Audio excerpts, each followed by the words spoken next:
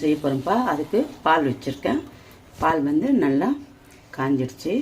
இந்த டைமில் வந்து கடல் பாசி ரெடி பண்ணி வச்சுருக்கேன்ப்பா. கடல் பாசி இது வந்து பால் பவுட்ரு ரெடி பண்ணி வச்சுருக்கேன். அதுக்கடுத்து வந்து ஏலக்காய் சர்க்கரை பொடி பண்ணி வச்சுருக்கேன். இப்போ இந்த பாலில் வந்து பால் பவுட்ரு கலந்துக்கலாம்ப்பா.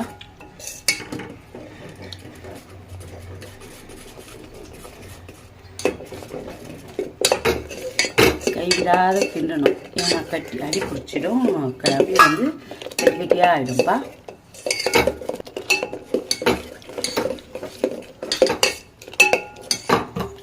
இப்போ வந்து ஏலக்காய் சர்க்கரை பொடி பண்ணுதுப்பா.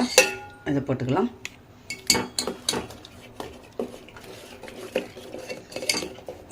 பால் ஏலக்காய் சர்க்கரை பொடி பண்ணுது இதுப்பா. அமுல் பால் பவுடர் போட்டிருக்கேன்ப்பா.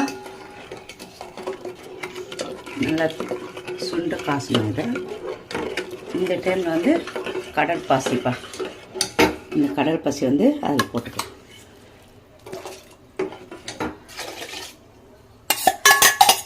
இந்த கடல் பாசியை போட்டு நல்லா கையிடாத அதை வந்து அடி தட்டாமல் கிண்டிக்கிட்டே இருக்கணும்ப்பா. இப்போ பால் குழம்பு ரெடி ஆகிடுச்சு. தட்டு ரெடி பண்ணி அதில் வந்து நெய் தடவி வச்சுருக்கேன். பால் குழம்பு எடுத்து அதில் கொட்டி ஆற விடலாம்.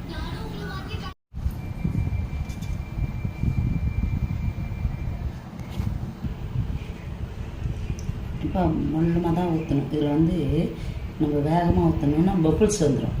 அப்போ உள்ளே வந்து பப்புள்ஸ் எல்லாம் தெரியும்.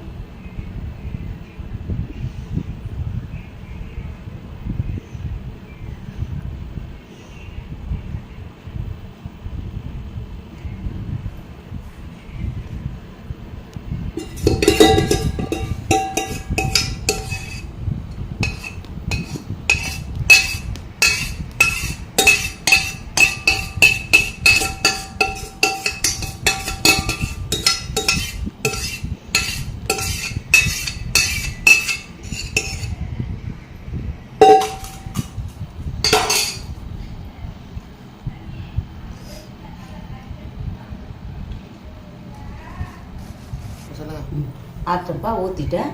இது ஆறணும். இது ஆறினோடனே நம்ம வந்து இந்த சூடு கம்மியாயிட்டோன்னே ஃப்ரிட்ஜில் எடுத்து வச்சிடலாம். ஃப்ரிட்ஜில் வந்து மினிமம் 3 ஹவர்ஸ் இல்லை 4 ஹவர்ஸ் வச்சோம்னா போதும். நம்மளுக்கு வந்து பால் குழம்பு ரெடி ஆகிடும். வாங்க பார்க்கலாம். இப்போ 1 ஹவர் ஆயிடுச்சுப்பா. ஒரு 2 ஹவருக்கு வச்சுருந்தாலுமே போதும்னு அந்த 2 ஹவருக்குள்ளே வந்துடுச்சு. வாங்க பார்க்கலாம்.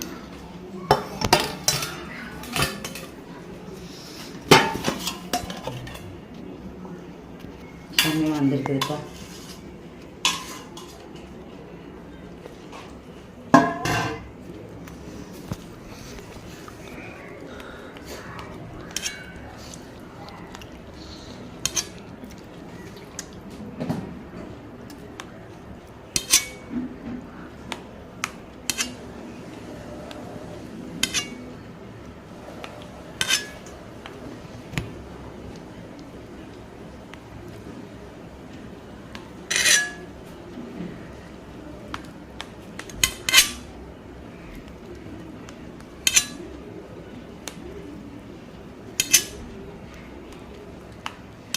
சூப்பராக வந்திருக்குதுப்பா.